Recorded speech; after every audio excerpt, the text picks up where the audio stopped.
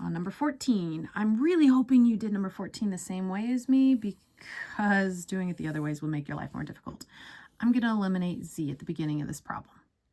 Now, I can't do it right away like number 13, but what I can do is also, those of you who might have done it a different way, here's the solution. So anyway, what I can do is I can keep equation A the same. So I can keep the 3x plus 5y plus 4z.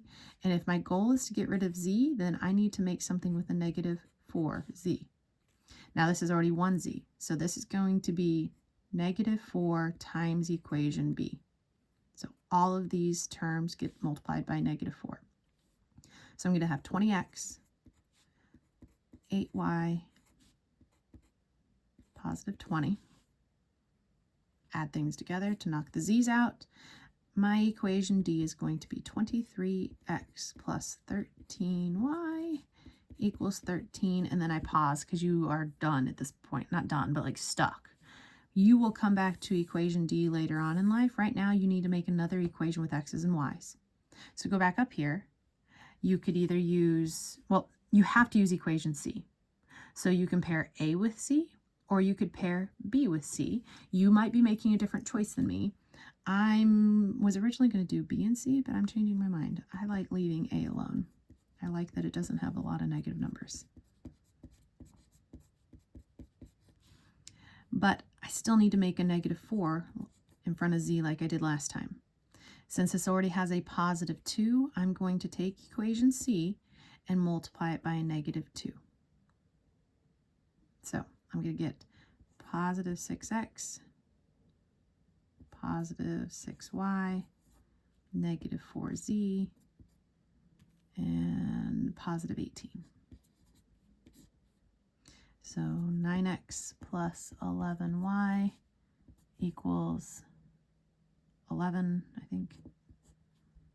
And again, I have an equation where I'm stuck. But at this point, you've gotten rid of a whole letter. This is like earlier in the test review where you only have 2 letters to have to care about.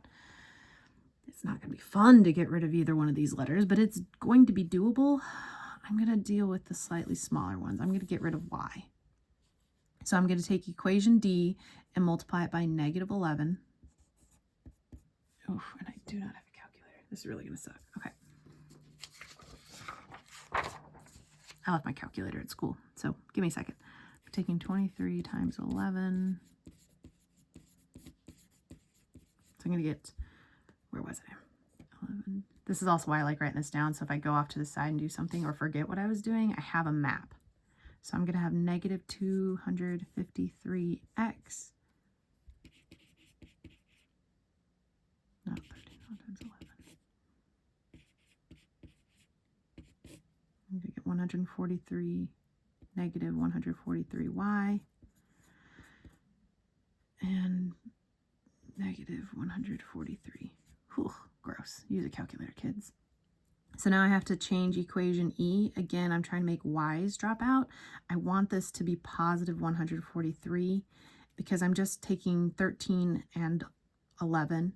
This guy's going to be multiplied just by 13. I don't know 13 times 9. I'm going to get 117x. I'm going to get 13 times 11 is 143y, hopefully. And then 13 times 11, I already did earlier, is 143. Whew. Okay, those are gone. That's 0. That doesn't mean no solution, it means 0. And now, ugh, gross.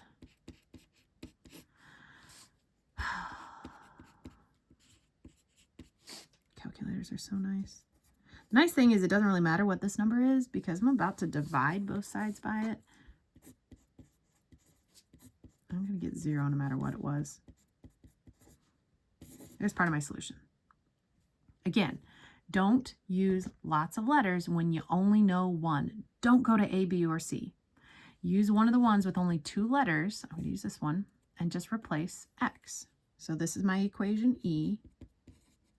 I'm replacing just x because now I can find y. The nice thing is that's just a 0, so I'm not going to write it anymore. It's just gone. And now I know another letter. Once you know 2 letters, you can go back up to your original guys and plug it in there. I'm going to use equation A, which means I cannot use equation A to check my work. It's off limits. You would have to use one of the other equations when you go to check your work. -12, which means Z is -3. And then there's my solution I gave you at the beginning.